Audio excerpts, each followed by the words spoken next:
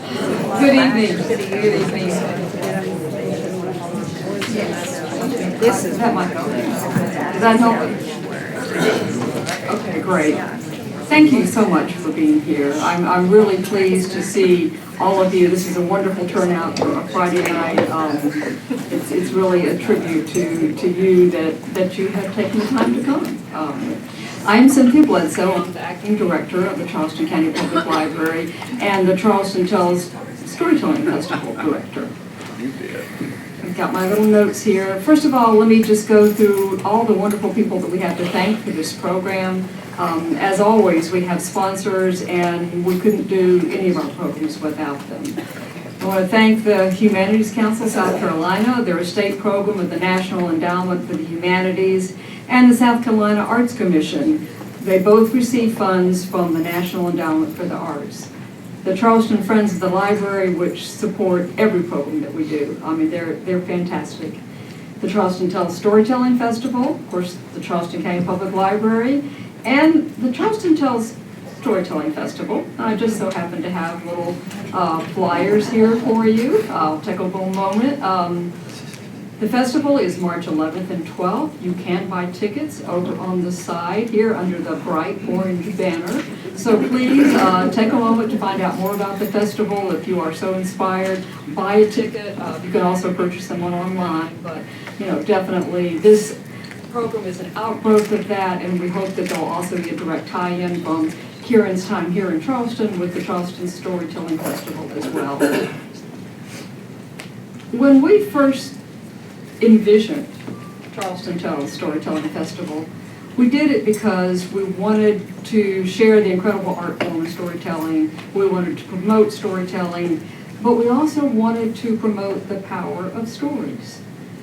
Charleston is rich in its history and its diverse cultures, and we're proud of that, and we promote that, but we don't always think about that as being stories. That every person who has lived here has had a story.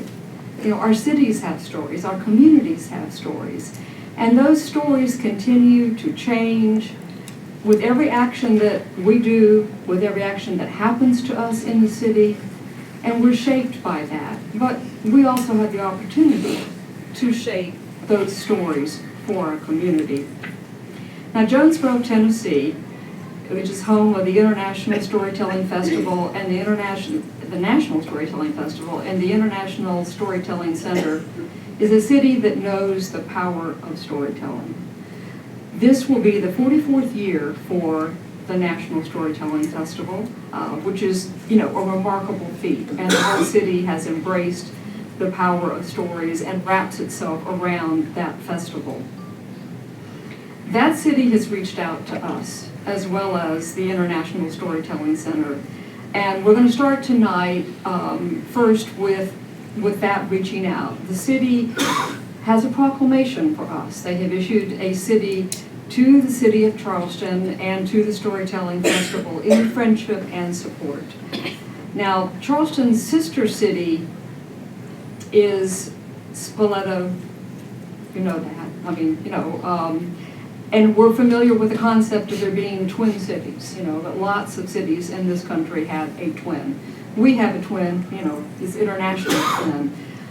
But the idea of festivals having twins or pairs is kind of unique. And the opportunity for our festival, only in its 4th year, to be paired with the National Festival is a treat. I mean, it is such an honor. I'd like to have this proclamation, you want to go ahead and do this, and presenting the proclamation on behalf of the City of Jonesboro, the Mayor and Alderman. The International Storytelling Center is our speaker tonight, Kiran Singh Sirah. Why don't you go ahead and come up? We'll call you up one by one.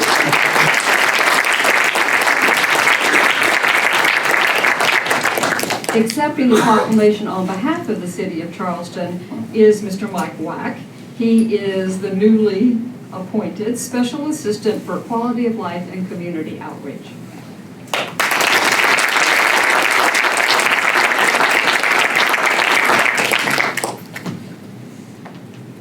A big part of the story that has shaped us recently and has led to this is, unfortunately, the Charleston church massacre in Emanuel. we wanted to tie this festival in a way that would promote healing and promote growth with something active, something good, something that would lead to a way to improve our community. So as a part of this proclamation, of course, we would like to have someone from Emanuel, and we are lucky enough to have Mr. Willie Glee, who is Chair Pro Tem of the Board of Trustees.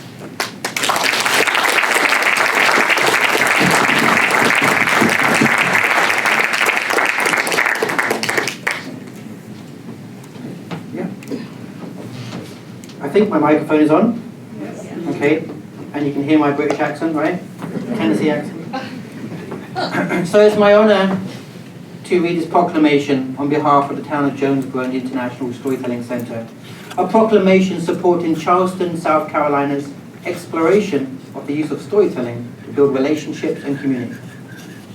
Whereas the town of Jonesboro, widely known as the storytelling capital of the world, is keenly aware of the power of storytelling in building relationships and in building communities.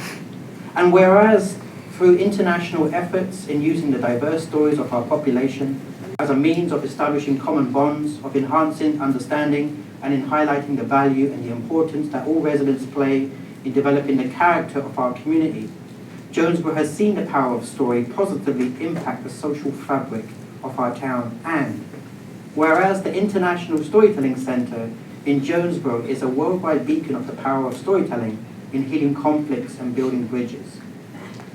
Whereas the leaders in the city of Charleston, South Carolina, have recognized the potential value of storytelling in peace building, in healing, in conflict resolution, and are moving forward to engage a diverse group of people in Charleston's communities in an effort and as a means to enhance their community relationships and their quality of life.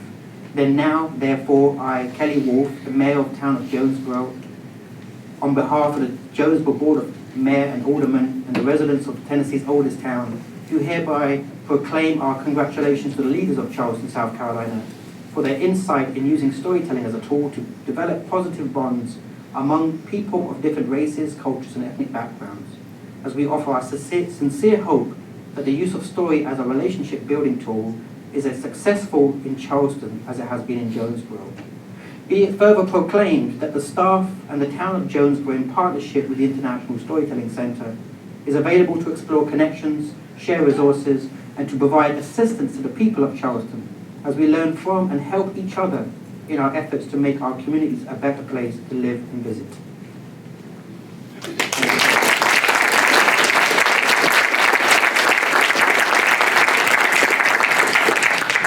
Ladies and gentlemen, this is indeed an auspicious occasion, and we welcome Kiran Sirah to our city of grace, this man of peace.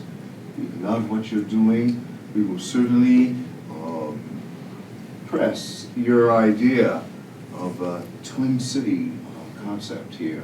I'm sure that Mayor Tecklenburg would welcome further discussions on that possibility. Thank you again so much for coming to town, and you have a great audience here tonight. And again, we thank you for all of your special efforts to bring and keep peace in this world. Thank you so much. Thank you.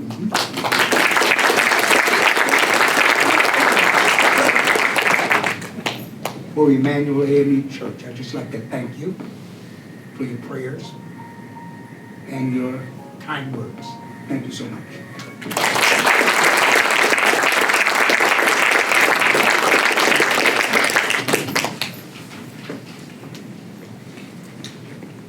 And now it's my pleasure to introduce our speaker.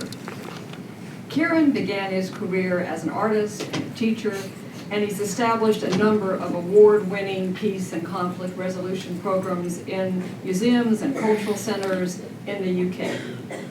He is a graduate of the Rotary Peace Fellowship Program.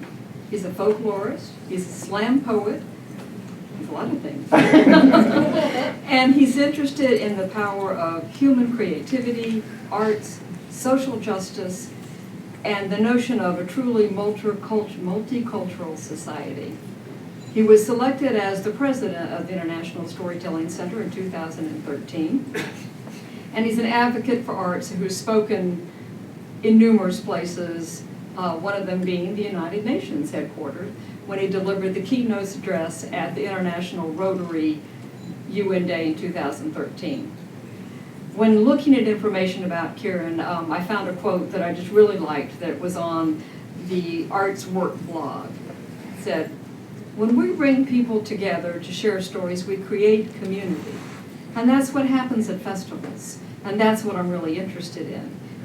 It's not the idea of when you come to a festival, you listen to culture or that culture is static, but more the idea that people participate in shaping culture. And as I mentioned earlier, one of the parts of our story that has shaped us is, unfortunately, the events of June 17, 2015. The library and the festival reached out to Kiran because of his work in peace building, social justice, the arts, and to help us understand that as a community, we can craft a new story for Charleston. Kiran Singh Sirah. Thank you. Thank you.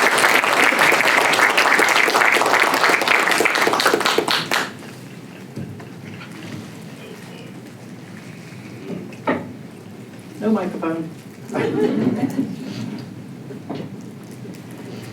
Well, good evening, friends.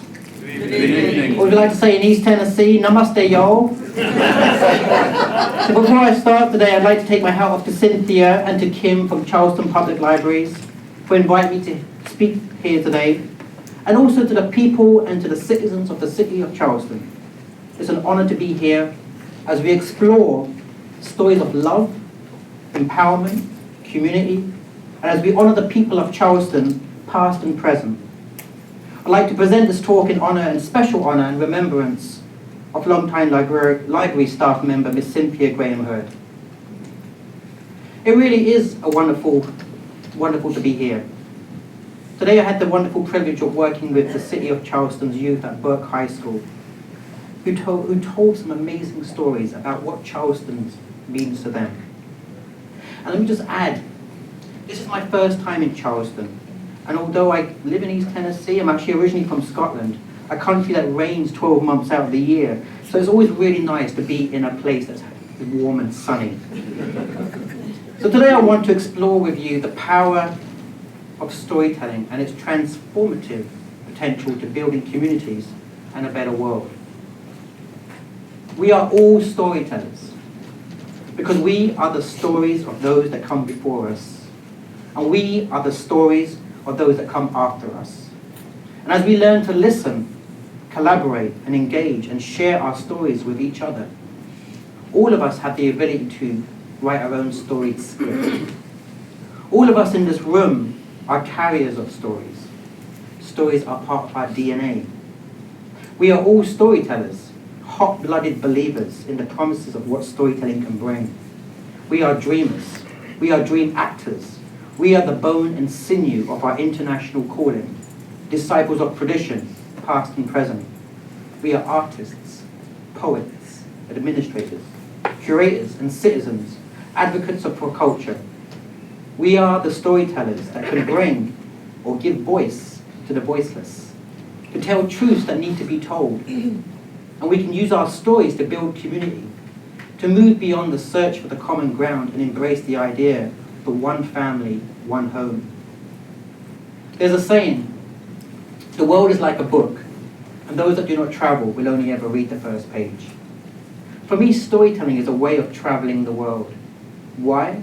Because it enables us to be inspired to follow our dreams and to realize that our own stories actually belong to a world full of stories just waiting to unfold or to be discovered and explored. When we tell and listen to stories, in fact, what we are doing is holding up mirrors to our diverse, interwoven global cultures so that we too can realize how we travel in other people's paths very similar to our own. My name is Kiran Singh, and I'm the president of the International Storytelling Center based in Jonesboro, Tennessee, in the mountains. But as you probably can tell from my accent, I'm not actually from Tennessee. In fact, I'm a newly adopted Tennessean, and before that, a Rotary World Peace Fellow based in North Carolina. Before that, an adopted New Scot that lived and worked and made Scotland my home. But before that, an English-born Sikh of British, Asian, Indian, and African descent. descended from Kampala and Tororo in Uganda and Mombasa in Kenya, and the villages of Hishargururki and Babasansantesia in Punjab and northern India. Now, if you're confused, try celebrating Christmas, Pesach, or Eid or Diwali at my house. So although I was born in England, my mother was born in Kenya, my father in India, and my brother in Uganda, I have this long-time belief that not only do I come from a family of storytellers, I like to think of my own family as the mini United Nations. So as long as I can remember, we have drawn from our experiences, our global traditions, and cross-cultural thinking. The stories passed on to me became my vehicle to know that love and hope will always conquer hate, and that the business of the world's most ancient art form, storytelling, has the power and potential to make a difference if used wisely. So let me first tell you what inspired the storyteller in me. I grew up in a small southern English town. I was the first visible Asian born in that town, the first person of colour. My father wore a bright turban and an African shirt, and my mother an even brighter red sari. I wore my hair long. We were a family that stood out, and there was often a lot of social unrest in my town, racist attacks against me and my family. I remember also being quite a handful for my elders when I was a child, constantly getting into trouble, causing disruption, and unable to sit still in class or concentrate in school assemblies. But that was until my head teacher, Mr. George, began to tell his stories. Mr. George was a white elderly man, and he would tell us tales that came from ancient folk traditions and around the world to stories that came out of his own lifetime. Through his art of storytelling, he sparked my imagination and inspired the dreamer in me and transported me from this small English town to a world that was much, much bigger. One day, he told us about the inspirational life of one of his peers, and that man was Nelson Mandela, who at the time was still imprisoned in Robben Island in South Africa by the apartheid regime. This was in fact the first time I ever heard of Mandela, a man whose life story inspires my work and my life to this very day. The stories that Mr. George told us when we were kids helped us to travel across time and space to realize that a much bigger world was out there and that we could be part of it. His stories helped me shape a personal sense of who I was, a child living and growing up in Britain, and of Ugandan and Asian refugees. His tales revealed to me that I was part of the world, that I too could pursue my dreams, think critically, and imagine a future for myself and for others. These first stories allowed me to grapple with challenges ahead. And for as long as I can remember, these stories and new stories I learned enabled me to channel anger, discrimination, frustration, and anxiety at injustice and inequality into forms of storied spoken word and as a slam artist. Because story is my tool, telling is my shield, my sword, my passion, and my inspiration to write, to repeat, to shape, to tell when I listen and think storytelling. Stories are the sparks of my life that allow my mind and my soul to connect as one, to go for walks, to wander, to play and roam. In my life, storytelling has given shine to tears, and there have been many, to feel the strength of love around me from strangers and friends, to feel a sense of belonging to place, to connect with communities, and to stand alongside peace builders, storytelling artists, wherever and whenever I am in the world. That for me is storytelling. The idea that when we look beyond divisions and labels and societies that we live in, when we think beyond borders and groups and allow ourselves to embrace the wider world, we become international citizens of the world, and we start to refigure and reshape our stories with others. Stories provide an anchor, a chance to meet and discuss differences in a safe way, to unpack what it means to belong to a place, to cross a divide, or to have a voice. To see art, creativity, and culture, the processes of story making, not as a tool to conquer or divide, but instead as a way to heal, to come together, to form community, and to have a voice. To impart ancient wisdom through the tales that we tell. To follow a belief that in fact, we are all storytellers. It's just about what type of storyteller we want to be. It is, after all, part of our DNA. And when we think about it, stories let us experience new worlds and give us the power to transcend borders, time and space. The idea that we are only individuals, but part of a wider story that is our universe. We have told stories from the time that humans picked up colored rocks and etched visual pictographs onto cave walls, to the day when NASA scientists inscribed a visual human story onto a Pioneer space probe and sent it out into the universe. Storytelling offers us a way to connect to indigenous ways of life, to the organic world, and with the forests, mountains, and seas in which our tales take place, to the walls and libraries and corridors of our museums, our churches, our mosques, our synagogues, and other places where stories are told, to the stories that each and every one of us carry with us, and we come into contact with one another each day. When I started out in museums, you can hear me okay?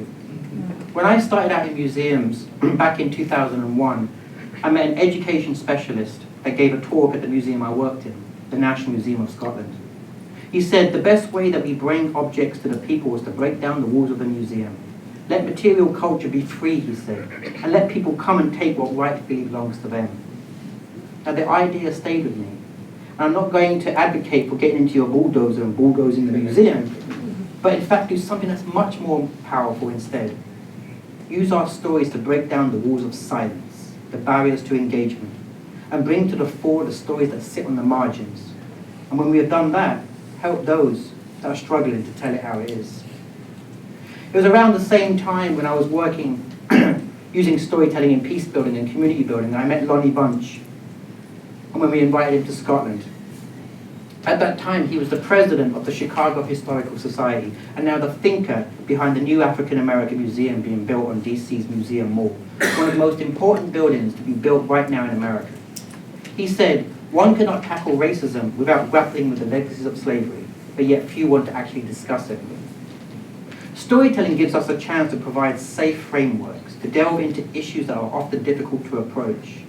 Through storytelling and in my work, I have seen how we can give precedence to historical accountability, to offer healing and reconciliation to the oppressed and the afflicted, in ways that open hearts of listeners and enables us to share and embrace social change, and think about the connections between social justice, community building, activism, cross-arts alliances, as we connect storytelling in our work and our institutions, provide opportunities to create platforms with organizations as diverse as the United Nations, educators, schools and teachers, institutions for peace and justice, to digital enterprises and academic partnerships, to create and transfer complex ideas and concepts into story form that hold meaning and resonate with people on their own terms, to enable our ancient art form to adapt to change so we can engage with communities in new ways. Storytelling helps us to unravel some of the underlying societal challenges and the foundations for prejudice that remains today. How the idea of racial superiority has often been used to justify the desire for profit. How the voices of those sidelined from history refuse to conform, to be beaten down by those with power over them. How the small but defiant acts across time became work chants, quilt makers, folk tellers, graffiti artists, that told visual stories on subway trains and was used to empower and form communities of their own. How those that managed to put ink to paper, or how artists turned paper to pulp, to those that scribed and scratched and carved story circles into rocks and circled rocks into sand, to those that turned stories from the margins of society and learned to play lead guitar in the band and gifted the world with Delta, Mississippi and Chicago blues, the slam poet, the corrido, the Appalachian ballad, the capoeira dance, the protest, work chant, Sufi or Indian song. Because when we think about it, we cannot tackle racism without unpacking the legacies of slavery and oppression and our modern day institutions or the way that we think. When we think about it, we cannot tackle sexism without unraveling the way that gender has been told in stories we've heard or the way that we think. When we think about it, we cannot tackle bigotry without looking at the stories of our historical, shared and global past or the way that we think. When we really think about it, we cannot tackle violations of universal human rights without listening to the stories of all those that have been violated, abused, stripped, or raped of their human dignity. The world is imbalanced and troubled. One story from Ferguson, one story from Baltimore, one story from Charleston, South Carolina. Pull these stories together, then we collectively shape the narrative that builds the movement, and ultimately use story to promote the idea that telling stories matter because the arc of the moral universe is long but bends towards justice, as one great civil rights leader once said. Storytelling is multifaceted. It's what forms relationships with others. It's the single most powerful expressive realm in all its dimensions that gives voice to who we are and where we're going. And used wisely, it may just be one of the greatest conflict prevention tools and path to non-violent communication and community building, as taught by the great Mohandas K. Gandhi, Dr. Martin Luther King, to the great Madiba or Malala, that have told stories and empowered millions to form communities of strength we remember. Because when we think about it, over time, it has also been one of the most prolific tools used to divide us, to justify war and enforce persecution. In my own work developing storytelling approaches to societies emerging from conflict, with my colleagues in Belfast and Northern Ireland, to gangs across the city of Glasgow in Scotland, or as part of the peace and reconciliation process with my United Nations partners. Our projects evoked memories and used stories actively collected from people affected by the sectarian troubles. And when these cities began to invest and recognize the value of storytelling process in healing community, we were able to build an effective community model that has helped to envision a new 21st century identity. Not to ignore the past, but instead to reveal it in new ways and as part of a global community. For those emerging from a 30-year war, what we now call the Troubles, storytelling was used as the most effective way to sustain a peace process within a divided community. A community that now uses its stories to invite visitors from all over the world and to be part of Stories for Change.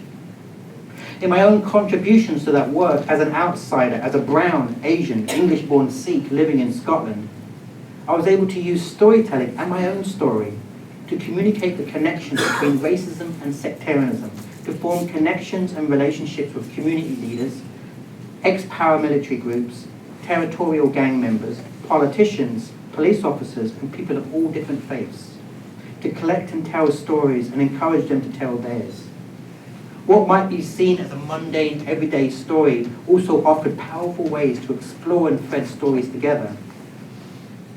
As a first-generation immigrant, to lead a program that tackled what some might call white-on-white conflict between Protestants and Catholics, or loyalists and nationalists, a program now recognised by UNESCO, Scottish and Northern Ireland governments, and now has around 60,000 people that participated in to tackle bigotry, sectarian divisions, and gang violence and ethnic divisions, and recognised by Her Majesty's Inspectorate for Education.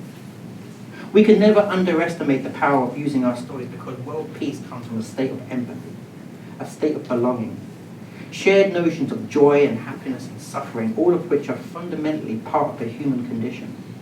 To deconstruct the stories that are destructive and enable us to transform stories into constructive, even if at that very moment it's hard to see that potential. When we look around us, I've learned that sometimes in tragedy, there are also small seeds of hope that give rise to new stories of opportunity. And out of conflict, we may just hear new stories. I'm reminded of a story I heard once after 9/11 in New York City, when all visits to visitor attractions declined, apart from one space, the Islamic galleries of the New York City Metropolitan Museum. Why? Because humans are curious beings. We want to seek out the truth for ourselves. We are smart because we have a desire to learn about cultures we hear about in the news, so we can form our own opinions.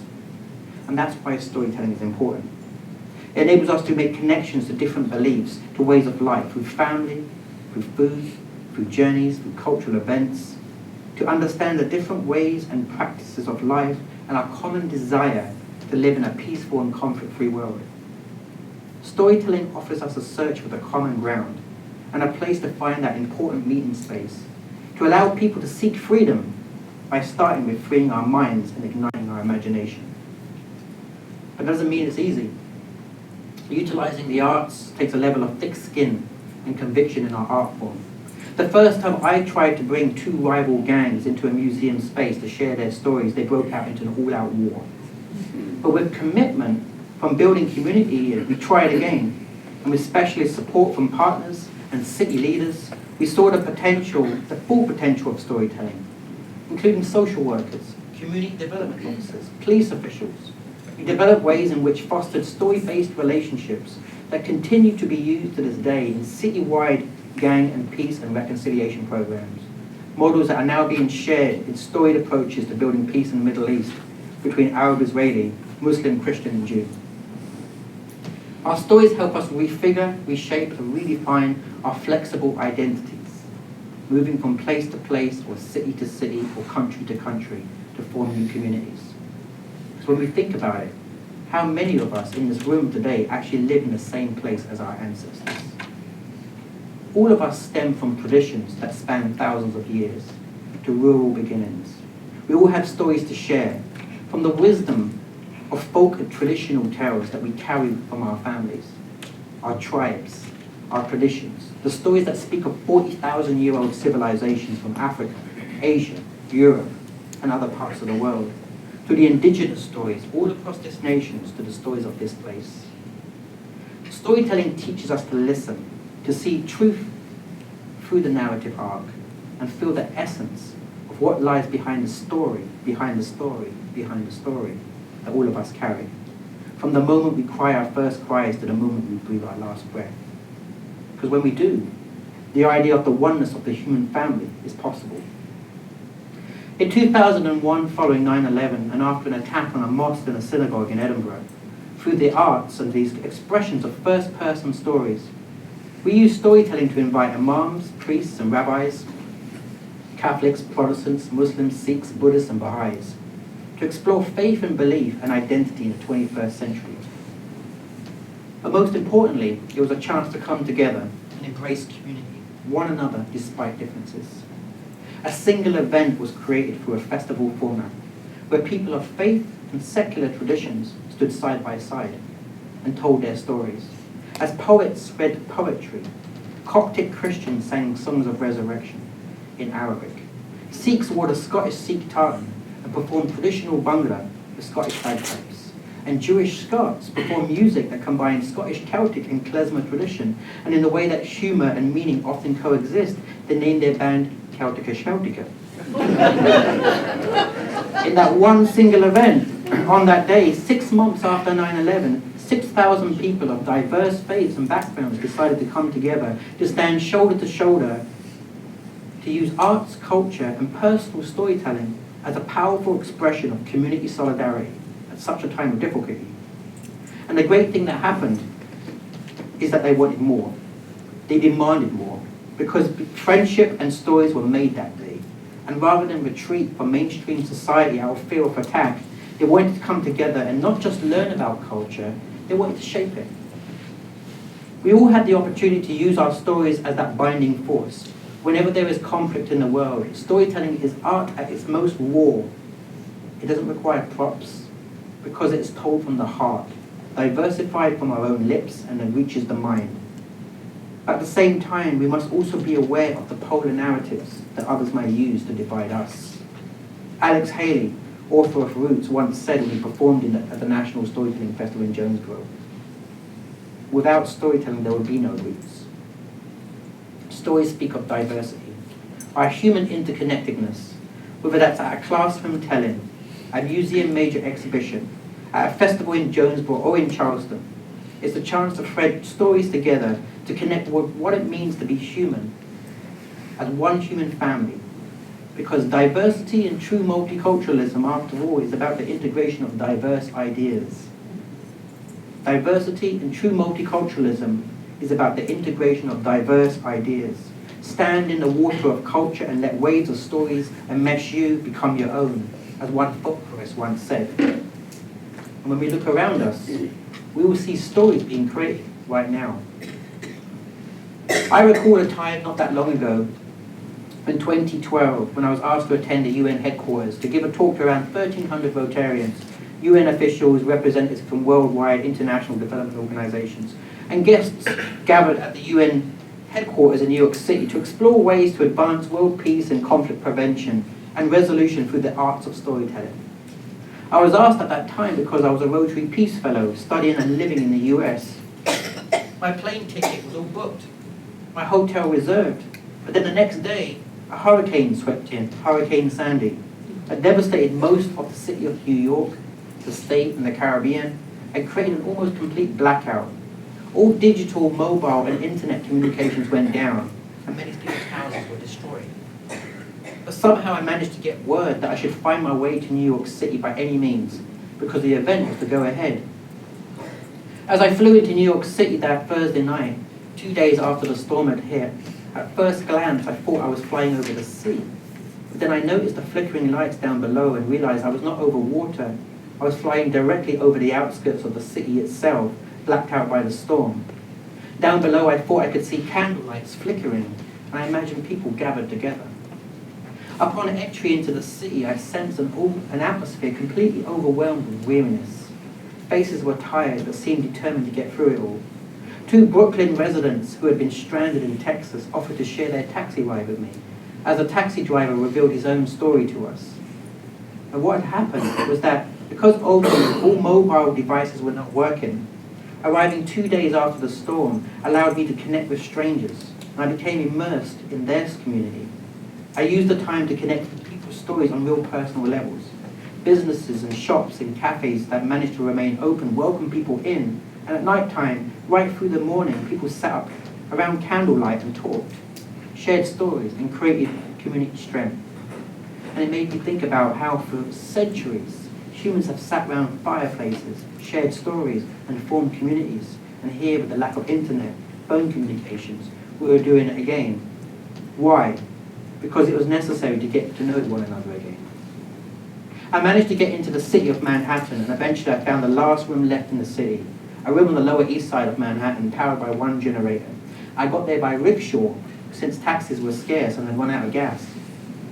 The storm had swept away houses and taken out power to an extreme degree, testing the human spirit. But what I saw was human creativity connecting people to people. FEMA trucks lined parking lots, and kids took up the chance to skate down Broadway as NYPD officers looked on and smiled. Passers-by would stop and ask, "How's your family? Do you need anything? Can we help?" People with access to power and lights and generators offered food, shelter, and clothing. And volunteers offered to be human communication channels so messages could be passed between families. A diverse cross-section of the city's people came together to share and distribute food, to clear debris off the city streets, and to help sort through the remains of devastated homes and local businesses. People worked through the night to raise New York City and the surrounding area back on its feet. On that Saturday, the day of the UN event, I woke up at 2:30 a.m. I got dressed in my kilt in the dark, and I walked up the streets of New York City, talking to people on the street. Finally finishing the revised version of my talk, later that day I spoke at the UN headquarters as planned. I used this time to revise the talk and incorporated the stories I'd heard that had been passed on to me and the people I'd met, the kindness of strangers that helped me out. If cities could speak, what stories they'd tell? Some stories speak softly, while other stories might yell. As his story, her story, stories unfold. As his story, her story, speaking has spoken. Stories begin to unfold. Stories of survival, words already carved out in bold. Stories more precious than pieces of paper, shinier than silver, richer than gold.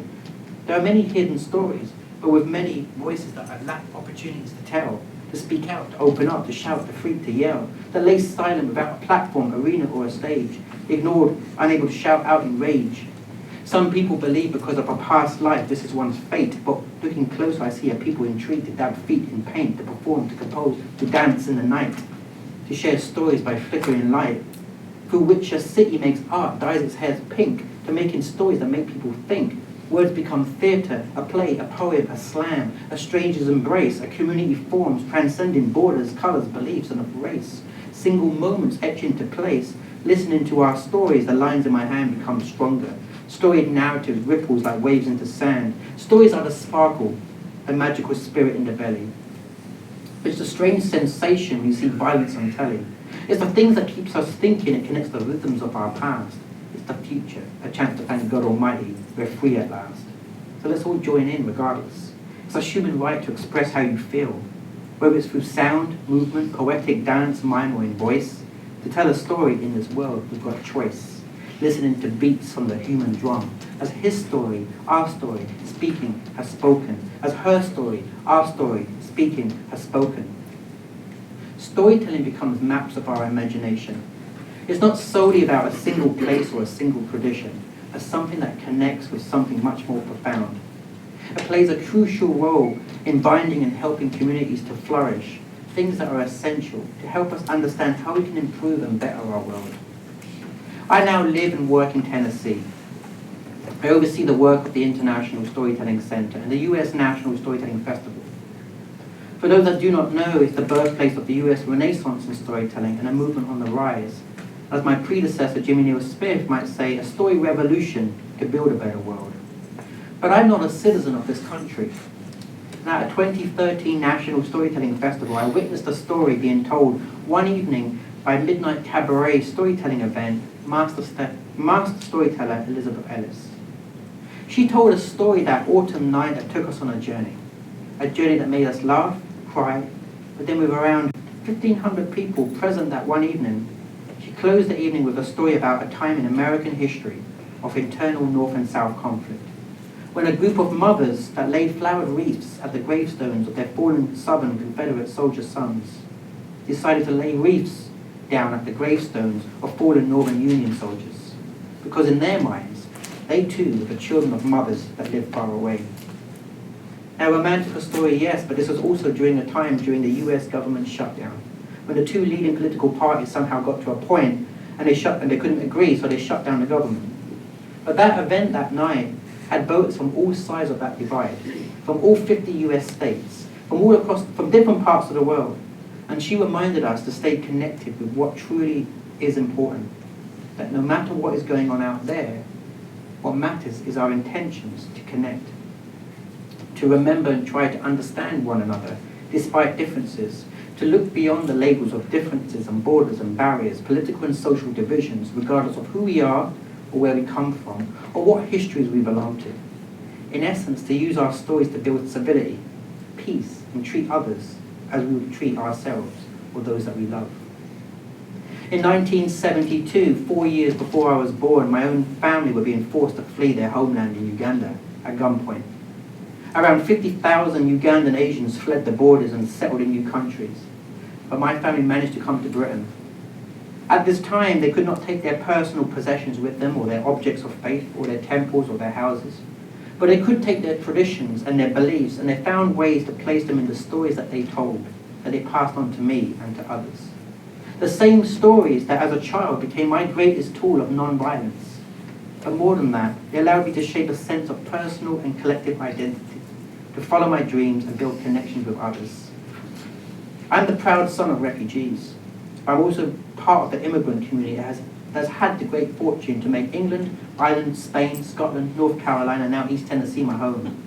I've been able to do this because I believe storytelling in all forms is not only a beautiful form of expression, but also because it's allowed me to establish connections and build family, new friendships, and a sense of home. But in the way that we might craft for ourselves a sense of home, identity, and belonging, in the ways that we know, we can also use our stories to reach our full artistic and creative potential, to cross boundaries of ethnicity, race, and social class. To listen to courage and voices vexed about a social apartheid, and use our stories to put the dream and desire and struggle with what it means to be human into words, so we can build a collective, diverse, and plural society that we all wish for. Because when we use our stories wisely, we contribute to what I believe is the most powerful and creative community peace-building tool we can use, and on top of that, an art form that reminds us it's good to smile. That's what makes us human, and that's what grows community. In December last year, I was in Washington, D.C., co-leading an arts and peace-building project with our Smithsonian Institution partners. On my last full day there, I carved out some time to walk alone through this great city. It was quickly getting dark. But before moving to my final destination that evening, I took a moment to stand still on the Washington Monument Hill, with the Lincoln Memorial behind me and Capitol Hill way out in front. Streams of airplane dust lined the sky. As I bent my neck backwards to get a view of the emerging night sky, I waited there until the sun began to set over these magnificent historic buildings. Another day like thousands of others, of life and love that the city has been witness to. Standing there still and cold, I looked over at the National Museum of African American History and Culture, currently under construction. And I thought back to that speech in 2004, when I got to hear its founder, Lonnie Bunch, give that inspiring speech at a museum conference in Scotland. And I thought back to what he said about the value of using all our cultural spaces, all our peoples, to help society unpack and wrestle with our society challenges. We cannot change a narrative by ourselves, nor should we. But by telling our stories, we can certainly build a new narrative arc that bends towards peace and justice, and use story to increase knowledge, the spirit of sharing, and our creative collaborations across differences that build peace. We can take risks and establish ourselves as our own leaders. We can face truths to better understand ourselves, who we are and where we come from, by telling our stories as a force to shift our minds and excite our world, to challenge the status quo, and when necessary, kick up a good almighty storm through story. But most importantly, we can use storytelling to build the bridges we need to do with others, ourselves, and share the beliefs in equality for all. As storytellers, we walk in the hot winds of the world. We pour our stories from the heart, from our blood, for the ones before us that poured their stories into us. Every one of us is a storyteller. We are storytellers that serve out of love for our elders and for our children, our ancestors and our communities, for those that we cherish and have passed on, but continue to remain part of our stories for the future. Because when it comes down to it, to tell a story is an act of love that can change the world. I want to thank you this evening for listening to my stories.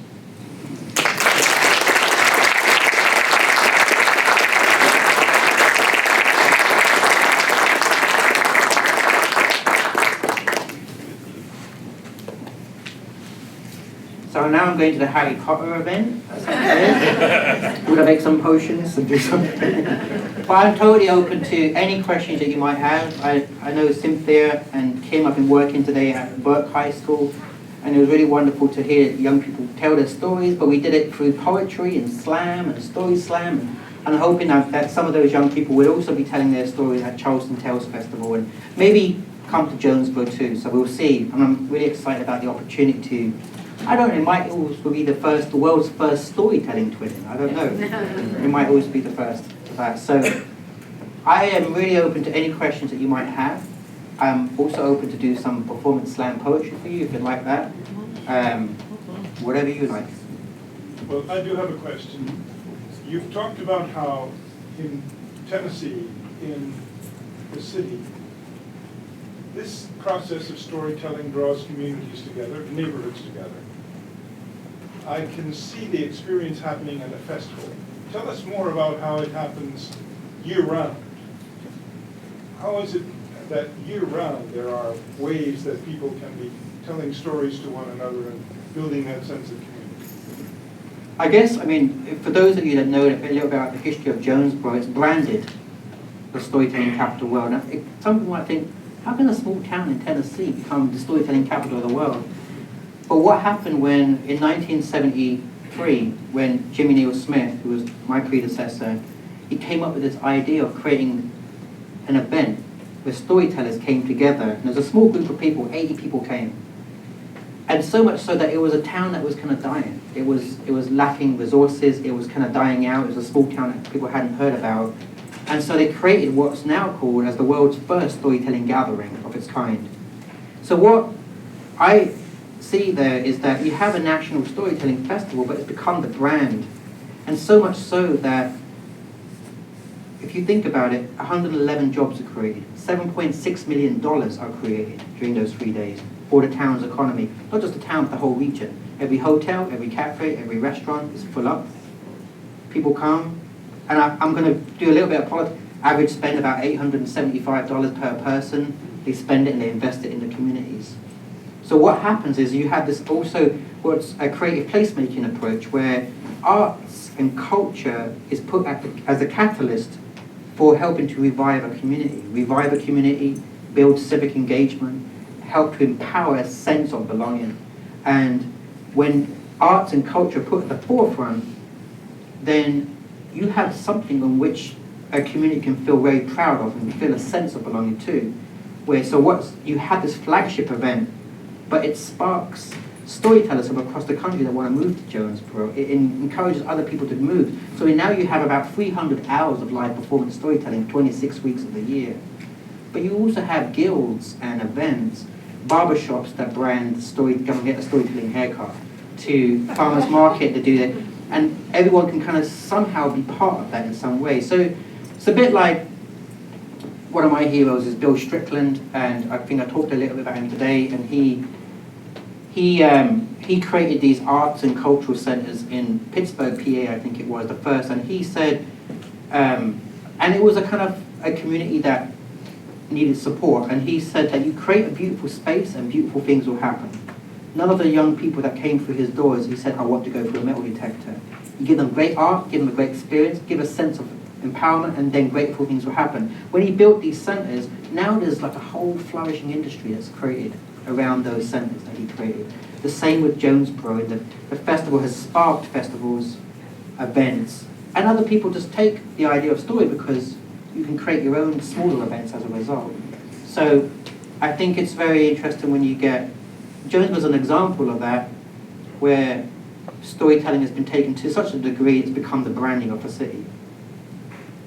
I think it's clever as well because we can't all be photographers or painters, but we can all tell stories. It's an art form that belongs to all of us. You don't need props, so you can be part of that. So I guess that's my answer in Jonesboro's perspective. But obviously I come from Britain where I've seen it done in different ways. In Northern Ireland, where after a peace process has kind of happened, and there's still a lot of work to be done, people still from all over the world visit Northern Ireland. They still visit Auschwitz. They still visit places where we could try to understand the human condition. Why did these things happen? Why do we go to Belfast? We don't go there, a lot of people go to Belfast because they want to understand the story.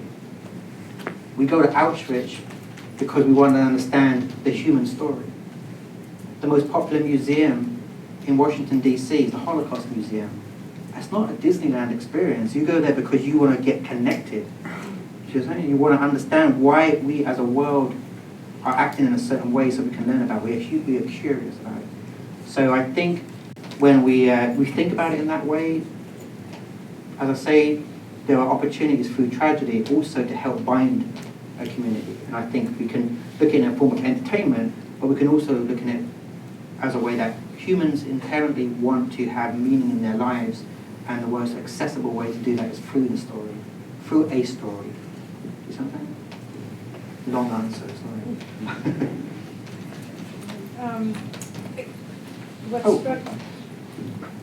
Sorry.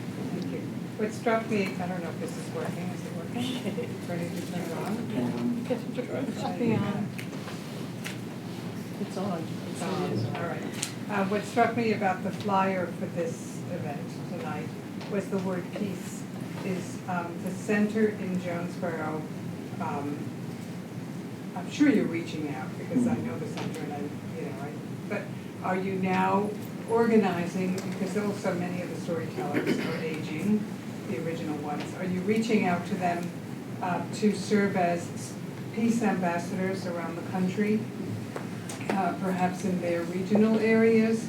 Of course, my favorite, J. O'Callahan, and he does quite naturally by his telling, but not only, those are the stars, but there are others who could serve as ambassadors.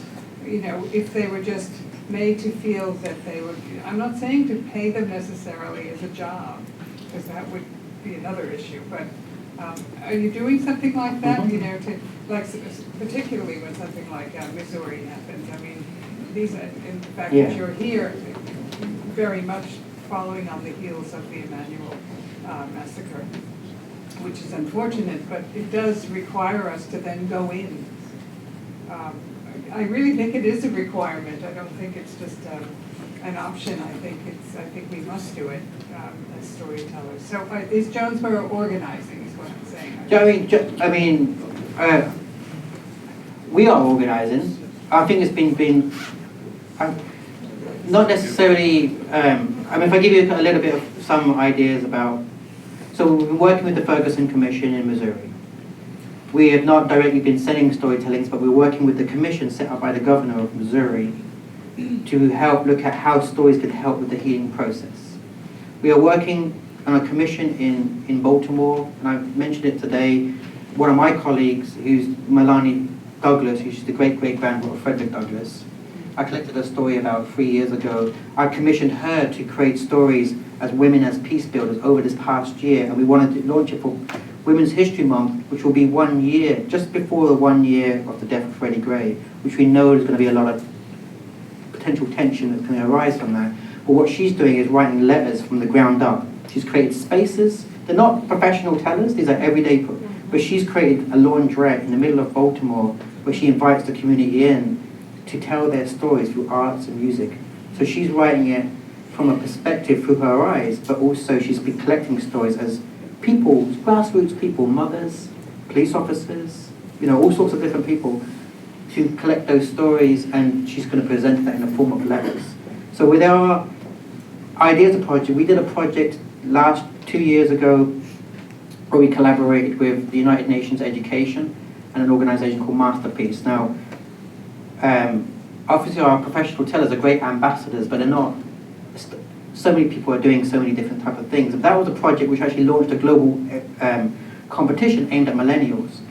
And the winner came from Kenya, Velma Makuro, and she's a 24-year-old woman that talked about the conflict that took place after the elections in Kenya. So she was invited, and we trained, Donald Davis actually helped with this, trained her to tell it as a performance telling, and she told it at the UN headquarters with Dr. Jane Goodall and Yo-Yo Ma and Secretary General Ban Ki-moon.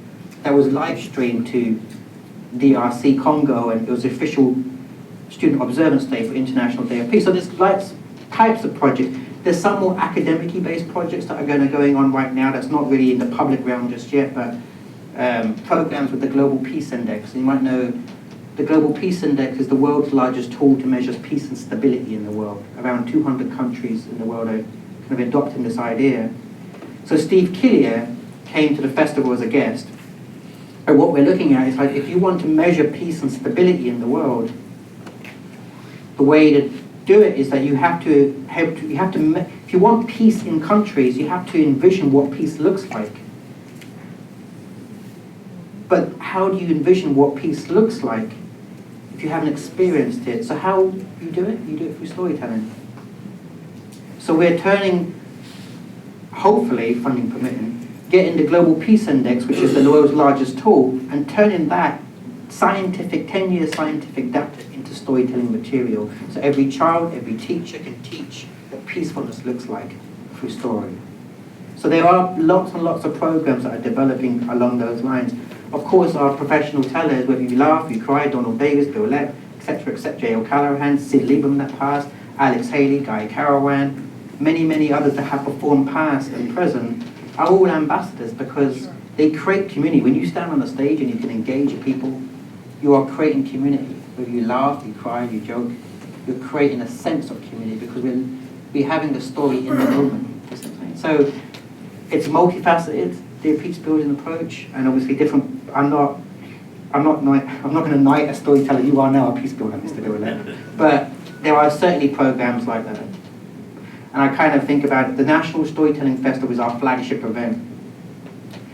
But like every great university has a great football team. Now, I don't want to say that festival is a football team, but UNC, I studied at UNC, a great football team.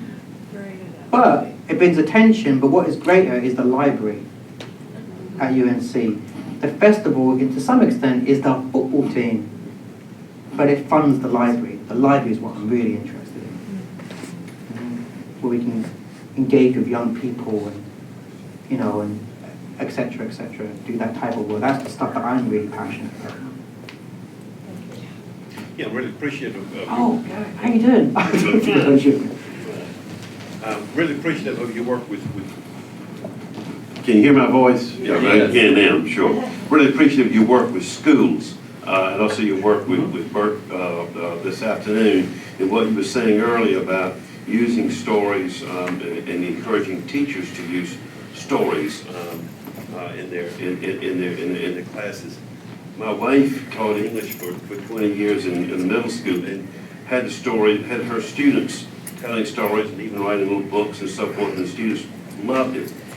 But because of the pressure coming down for teaching to the standards, the prescribed curriculum and the testing and so forth, the pressure was such that she couldn't do it anymore.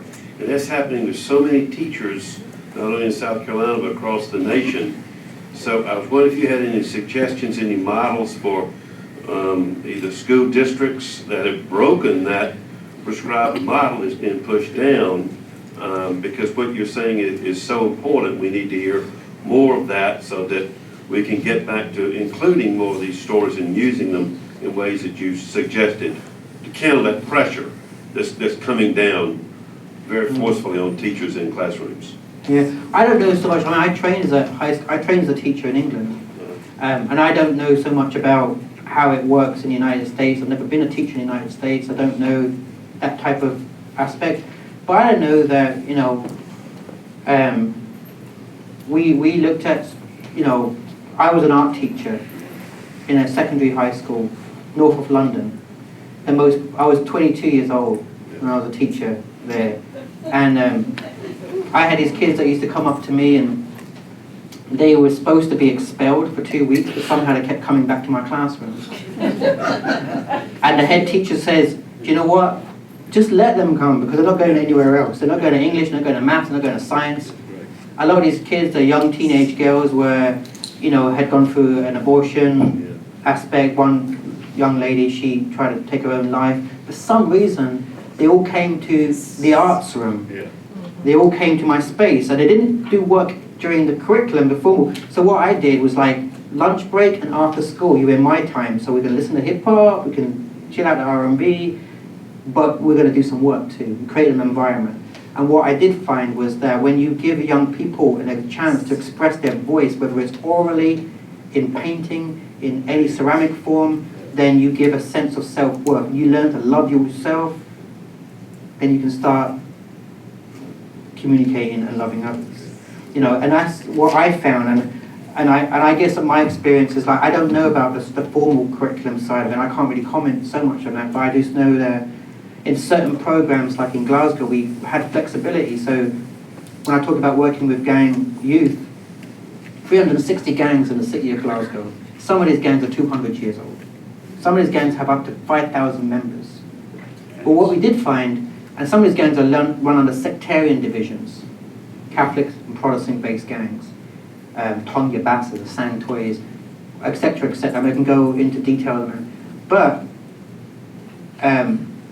when a young member committed a first-time offence, we found, okay, if you have to manage up to 500 members or 1,000 members in your own gang, you have to have great entrepreneurial skills. You have to have CEO management skills. You have to have, like, membership, and you have to have the motto and a mission statement and all those aspects. So we transferred the gang leaders into, I convinced the police. I said, well, send them to me instead. So they all came to me. I employed textile artists, graffiti artists, performing artists, and their punishment was that they had to create an exhibition for the wider public on their views on sectarian issues in the city. We created this big artwork. One of the paintings I used to look after was Salvador Dali's Christ of St. John of the Cross, which was a really famous painting. And I looked after that painting, but I would display the child's work next door to it and invite all their peers and their parents and the police officers to see. Once they saw their artwork on the wall next to Scotland's most popular painting, they were like, I am not going back to that. And all their peers, young people, were like, you worked with a textile artist for 3 months. So I think, I don't know, I don't really answered your question, but I just... You are, because you're a wonderful teacher, and we see that tonight, and those stories that you just told. And so I think our challenge is, how do we get that more in our schools to allow that kind of teachers like you to flourish, and not be stymied? There's a recent story I picked up yesterday, and it was of NASA astronaut Alvin, I can't remember his last name, Alvin something. And he's been going on about right now why we need arts education. And the reason we need arts education, because I went into space and I had such an experience, but I had no way of communicating it. And he's now saying that we need more art education because we need to empower young people to be able to express themselves. You can take a very scientific idea, a very complex idea, and you can learn about it through story, through the arts. You need to be able to learn to express yourself, to communicate, because ultimately that's what we need to do. People that can tell stories rule the world. And so it's true. Some people we don't want to rule the world, but that's what happens. So I would say, put arts into the curriculum and make sure that we have multiple ways we can do that, but I like the idea of cross-disciplinary approaches where you can learn that. How do we know about gravity? You know, we listened to Isaac Newton's story, how he sat on a bench and an apple fell on his head. Simple story, but we just learned a really complex scientific idea in a short form of story. We probably remember that. We're going to communicate. That's how we communicate, is in the story. Where do you fit the story circle process in your art of storytelling? Story circle in a story circle. Are you talking about the tradition of story circles? The tradition of story circles, story swaps? Circles, intimate circles. Yeah, I mean, story circles have been existing for centuries and centuries, are very common in this country, native cultures as well. I think, I don't know. I think of story circles sometimes of, if you can create story circles in spaces where people sometimes feel you get on an equal par. I like to think of it as like, if you can get, a story circle could be two people at a bar, sitting down at a bar. One could be a construction worker, one could be a politician. Sorry. Yeah, but there is a process, a story circle process that we use in our work. Mm-hmm. And I want to, if you don't know it, we can talk about it. Yeah. I mean, I know about story circles, but I mean, story circles are... Yeah, there is a formal Yeah. way of doing it. I was wondering how it fit in your art structure. Oh, I'm not sure. I don't know. Okay. Sorry. We'll Yeah. talk. I'm not sure. Someone over there. Over there. I mean, I don't know. I mean, I guess part of one of our discussions we've been having for tomorrow is, well, how could Charleston? How could we take this relationship further? How could storytelling be used as something that could help to bind a community? And I've got some ideas I like to think about as I go back and maybe sort of propose some ideas. But I also think there's a lot of thing about how a community come together through tragedy and how that's part of a story right now in the making that other people in the city and the children of the city or maybe other few can learn from. I think so.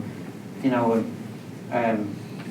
So many times the newspapers might pick up the knee-jerk story, the story that might divide us, but we must also think about the stories that exist within those communities that can help to bring positive peace. When we think of the Middle East, there are more than two stories. When we think of Northern Ireland, there's certainly more than two stories. As an outsider, we think of those, a Catholic, a loyalist, a nationalist, a Protestant, but I know working in those communities, there's such more complicated. The same in the Middle East. There was a story about two mothers. Both their children had been killed. One was Palestinian, one was Israeli, one was Jewish, one was Muslim.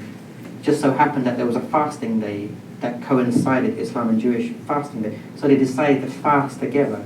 Now, our newspaper's not going to pick that up, but we have the opportunity to tell that story or learn about it and cultivate it and nurture it and bring it to the fore, I think. And so there are positive stories that we can learn about. You know, we can hear about and we can craft a narrative for ourselves. Ultimately, we all have the potential to be. We may not be able to do it by ourselves, but we can. When we have 100 people of a single story, pull those 100 people together, and then you have that narrative. That narrative is the greater arc. But what creates the narrative is the individual stories, and you push that towards peace and justice. So the arc of the moral universe bends towards justice. That idea. You push it towards peace and justice and equality. How would you suggest translating the storytelling into self-determination? Like, I mean, I see a lot of our problems starting from an institutionalized starting point of racism, whether it's racism or sexism or patriarchy or whatever the ism is. It starts from an institutional standpoint most of the time. And so how would you translate the storytelling into community self-determination and alliance building and stuff like that? Okay, we had a little bit. So I sit on the board of the Association for American Cultures, which is made up of a lot of arts administrators, people of color, African American, Latino, etc. We're also looking at other issues, other equality, and I think it's to some extent, as I say, it's kind of like you sometimes have to create a story that can kick up a mighty storm if people are not listening, and you have to be able to. I always advocate that it has to always be through the front door and not the back door. The multicultural exhibition mustn't be in the education room or the corridor. It needs to be in the mainstream gallery. Do you know what I mean? I also think there must also be, if you want to really create cultural change and integrate diverse ideas, you have to do it at a policy level. Does that make sense? I'm not really sure if I can really push your answer, but I understand that our institutions are the result of our stories of our society, so it's kind of up to us to bang on the doors to some extent and make sure that stories can be heard and presented and expressed in different ways, so people get a chance to hear that. Sometimes you got to be able to lobby for that. You got to be able to be an activist to some extent, find allegiances and solidarity and camaraderie with people that understand that, but also find some avenue for some common ground. I don't know if I can really fully answer that question. Yeah, I was just wanting to get your opinion on it. I mean, yes. I don't know. I mean, I'm pro-Scotland independence, and I was part of the whole Scottish independence kind of movement. We didn't get it, but we got 45%. So we use narrative, we use story to, to work towards that. And I can talk about politics because it's not this country, that's my country. But there was a lot of aspects of that. Yeah, I don't know if I can really go too far on that one. Do you think storytelling as a performance art is sometimes knocking on the door? Like you just said, we have to go through the front door, knock on the door. In other words, opening the story to people who might not otherwise hear it, for instance, at a festival or something. And the other thing is, could you share some of your performances? Yes. Yeah, this is slam poetry, so. I don't know what I had. Yeah, hold a second. So the first question being, just repeat. Part of storytelling, knocking on the door. Is that kind of throwing it out? Is as an art form, if you're in the gallery, if you're in the mainstream, then you are bringing it to the forefront. It takes work to get it there, but sometimes that's the only way some people will ever hear the story, because they're not engaged in a small group. Yeah, I mean, I obviously I run a national festival. I don't necessarily, I don't program individuals tellers. I don't like look and go, you must tell, because I'm very biased about my view, what I like and what other people like.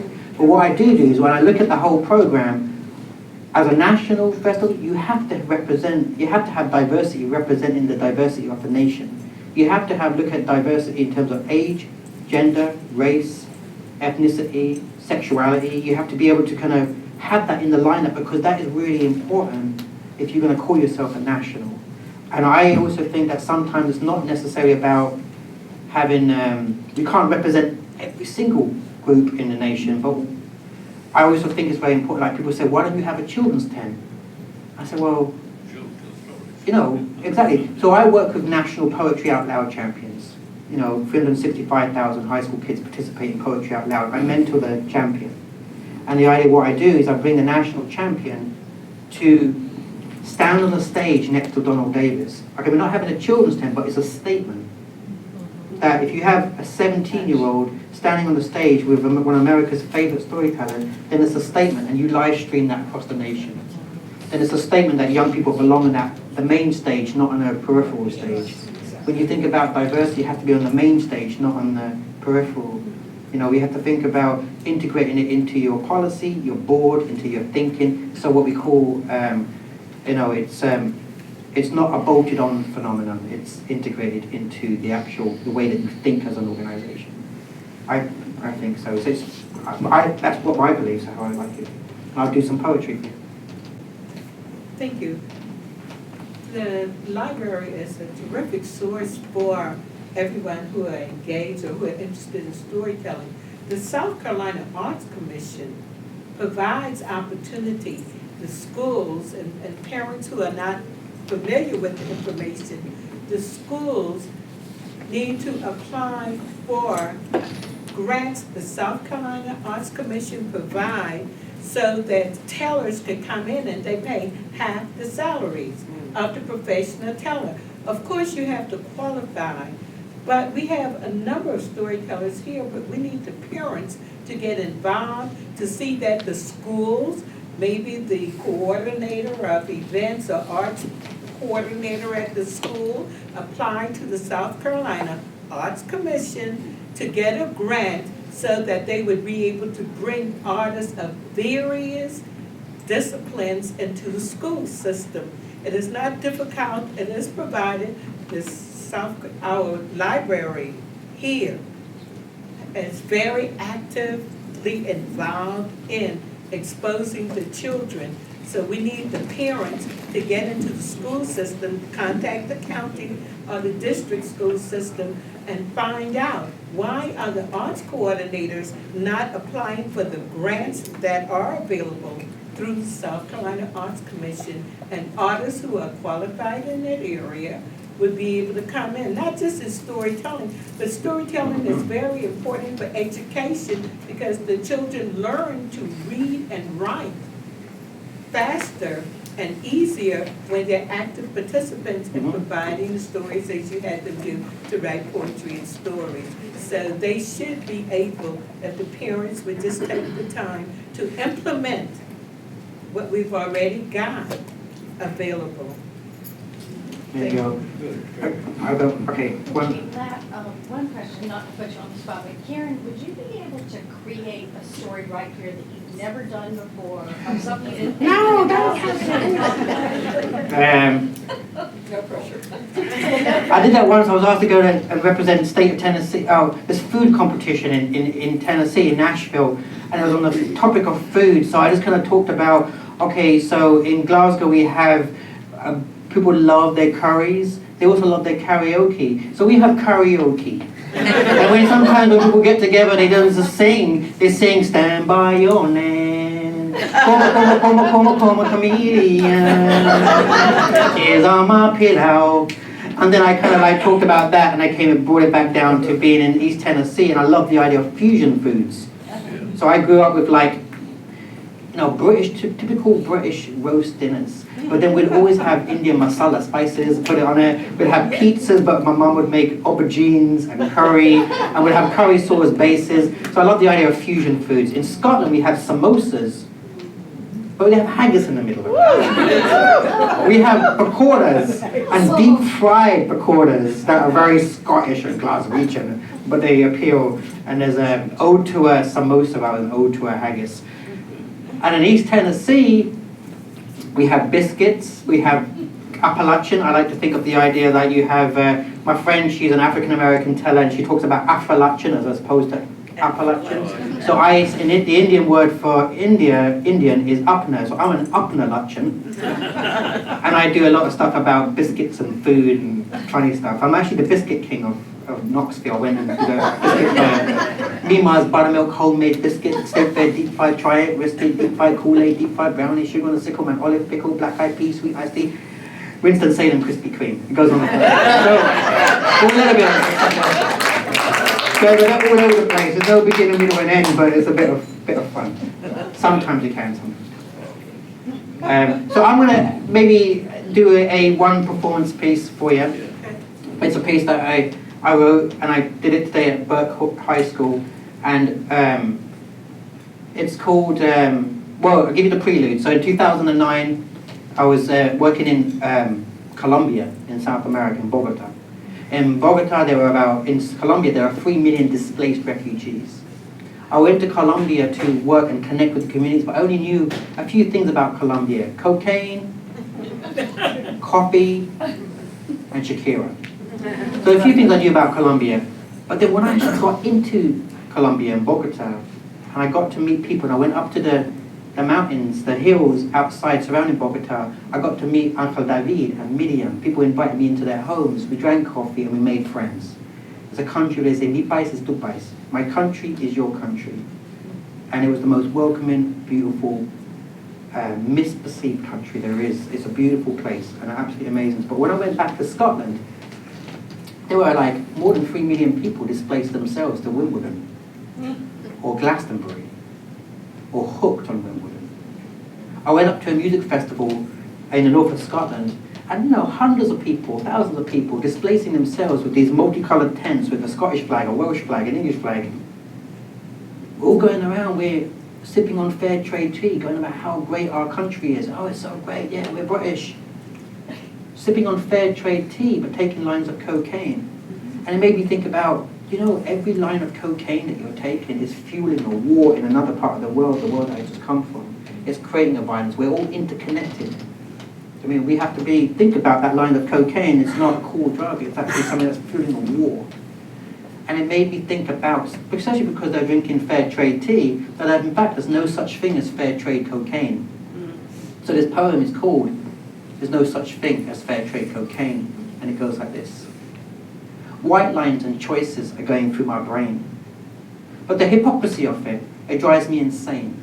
Harmless fun or bullets from a gun. In Colombia, 3 million children live in a slum. White lines, choices, 40 quid a gram. Contradictions and contrasts, it is choices I slam. Pablo Escobar, was he the man? More convincing than that man. Uncle Sam, they both want you, it's a bloody joke. Sam points his finger, Pablo deals coke. Paradoxes expose and parallels unfold, but the truth of the matter is that the truth is untold. Living in a bubble of champagne and trouble, the coca blood, bodies found in the mud, an exclusive club. USA and Britain, the cocaine hub, putting trade justice and people, rich nations to the test. It's been a European hippie crack fest. The poor get vexed. Yuppies indulge in cocaine sex. Across the UK, it's been a middle class spree. Cocaine and chamomile with fair trade tea. Going on about being British. How great are we? Rich folk party, having a joke. Charlie sniffs a line of coke. Crystal rock get put to the crush while London bankers get high off the rush. The gumboy pleasure, the middle class leisure, splitting a line, feeling fine as time. Make up your mind, you want to get high. Why? A million students try like fish in a chowder. There's blood in this powder. Third world voices get louder. You want some more? In Colombia, 10,000 child soldiers are still at war. Question.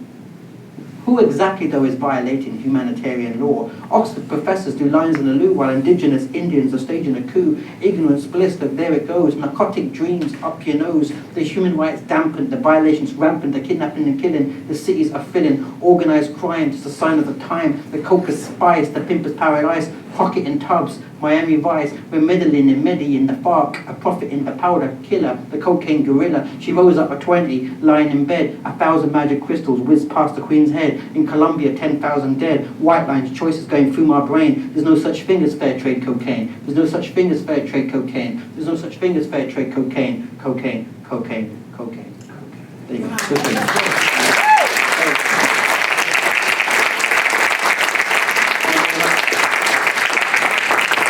I think that probably, unless I'll stick around for a little while and have something more informal, have a story circle.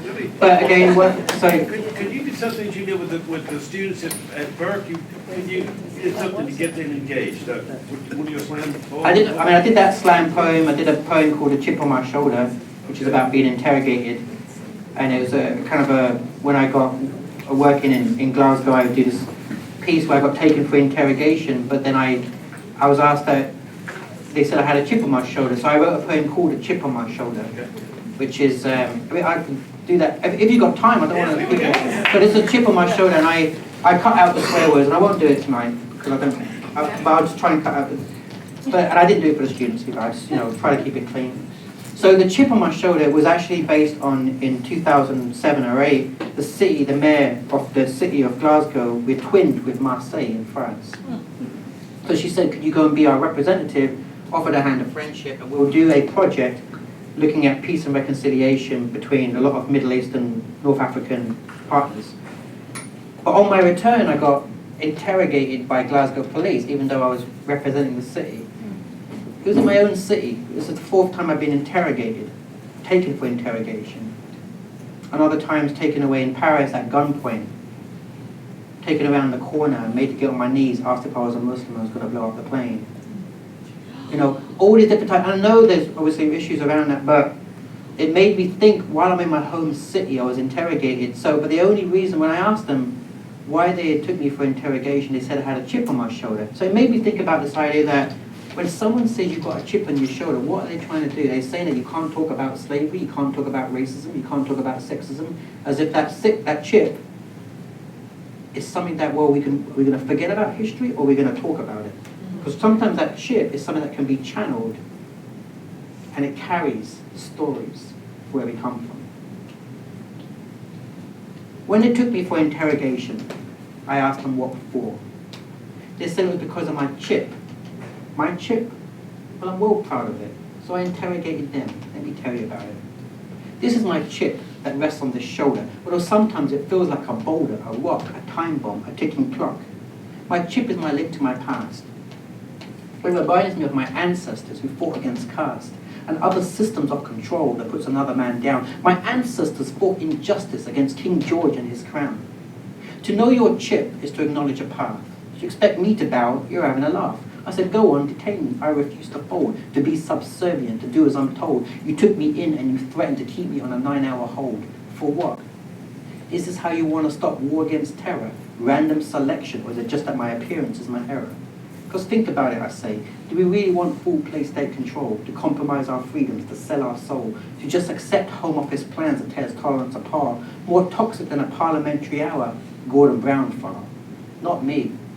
Now, you may call me a soapbox preacher, I said, anti-government and into civil rights, but don't call me a Lib Dem, a Tory, or a Labour right. I ain't saying I'm better than them because I follow my own score. I'm just a citizen who refuses to submit and actually believes in human rights law. A soppy cliche, perhaps, but we are all the seeds of one family. We all have chips on our shoulders. Discover your chip and you realize a world without borders. A chip reminds me to stand up for humanity, to be a pacifist warrior like the great Mohandas K. Gandhi.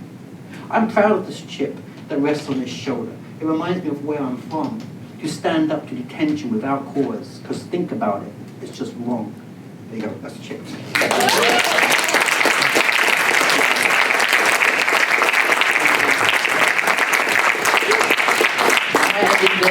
Again, thanks very much for listening, for staying, for listening, the spiel on, and I am really, really hopeful with this idea, and thanks again to our city representatives, who's also an alumni of Burke High School, which I found out today, which was actually really wonderful. So I'm really grateful to Cynthia and to Kim and to Charleston, and please come to Charleston Tales, come to Jonesboro, and let's see what relationship we can build through the power of storytelling, and thank you. Thank you very much.